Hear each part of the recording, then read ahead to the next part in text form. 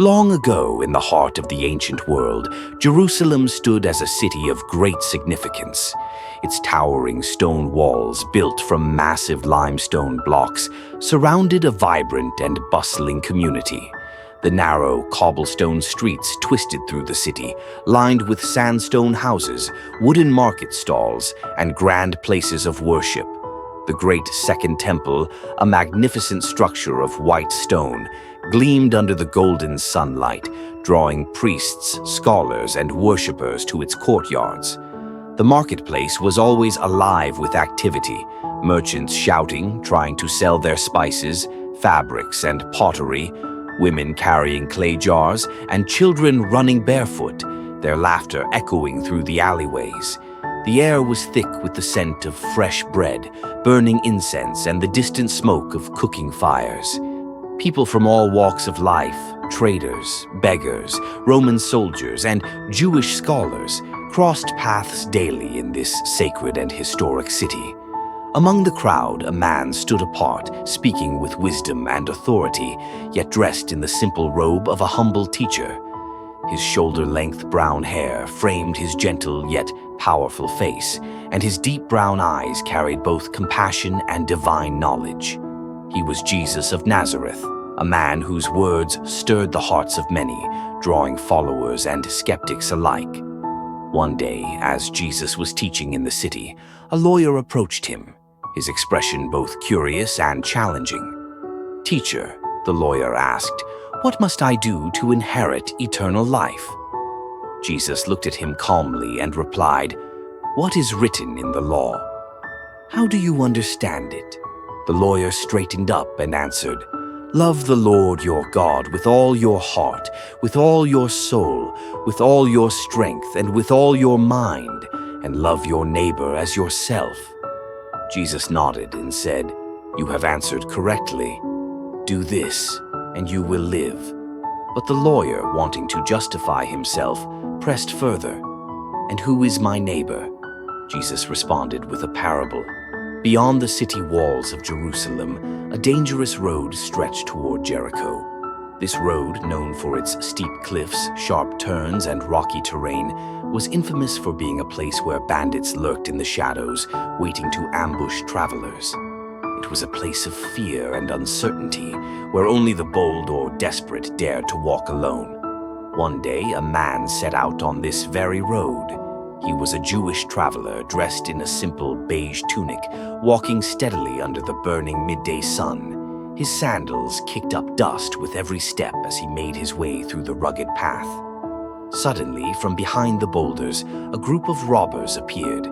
Before the traveler could react, they rushed at him, their faces hidden beneath dark cloths. One of them struck him down, while another ripped his robe from his back. They kicked him, punched him, and stole every coin he had. The man groaned in pain, his body collapsing onto the ground. Once they had taken everything, the robbers vanished into the hills, leaving him bruised, bleeding, and half dead. The sun burned overhead. The traveler lay there, too weak to call for help, his wounds open, his strength fading. After some time, a priest came walking down the same road. His flowing white robe with a blue sash swayed as he moved, his steps careful and precise. As he neared the wounded man, he paused, looking at him from a distance. The man groaned softly, his hand twitching as if to reach out. But the priest's expression remained cold and distant. He glanced around, ensuring no one was watching, then quickly stepped to the other side of the road. "If I touch him," the priest thought, "I may become unclean. It is best to continue on my way." And so, without another glance, the priest walked away, leaving the traveler to his fate. Some time later, a Levite, a man who assisted in religious duties, also traveled the same path. He wore a dark green tunic with gold embroidery, and his eyes darted around nervously as he walked. As he approached, he saw the bruised, motionless body lying on the roadside. He slowed down, hesitating, unsure of what to do. This could be a trap, he thought. What if the robbers are still nearby? If I stop, I might be attacked too. With a quick, nervous glance around, the Levite hurried past, pretending not to see. The traveler remained alone, his breath growing weaker. Hours passed. The road remained silent. Then, in the distance, a man riding a donkey appeared. His robe was simple but well-worn, and his face was rough from years of labor. He was a Samaritan, a man from a people despised by the Jews, separated by centuries of conflict and hatred. The wounded traveler, if he had the strength to see, would have never expected kindness from him. But as soon as the Samaritan saw the injured man, his heart filled with compassion. Without hesitation, he dismounted and knelt beside the traveler. Gently, he cleaned the wounds, pouring oil and wine to disinfect them. Then he tore strips from his own clothing to bandage the injuries, ensuring the man was stabilized. Carefully, the Samaritan lifted the man onto his donkey, holding him steady as they continued down the road. By nightfall, they arrived at a small inn. The Samaritan carried the traveler inside, found a place for him to rest, and stayed up caring for him throughout the night.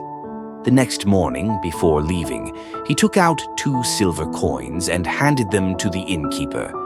"Take care of him," he said. "If his expenses go beyond this, I will repay you when I return." Jesus finished the parable and turned back to the lawyer. "Which of these 3," he asked, "was a neighbor to the man who fell into the hands of the robbers?" The lawyer hesitated, then answered, "The one who showed him mercy." Jesus nodded, his voice firm but kind. "Go and do likewise." So, what are the messages of the story? First, true kindness and mercy are not limited by race, religion, or status. Secondly, being a neighbor means helping those in need, even if they are different from us. And finally, actions speak louder than words. Real love is demonstrated through deeds. The story of the Good Samaritan teaches us that true kindness knows no boundaries. It's not about who we are, it's about what we do. So ask yourself, who can you show kindness to today? If this story inspired you, don't forget to like, share, and subscribe for more meaningful content. And remember, go and do likewise.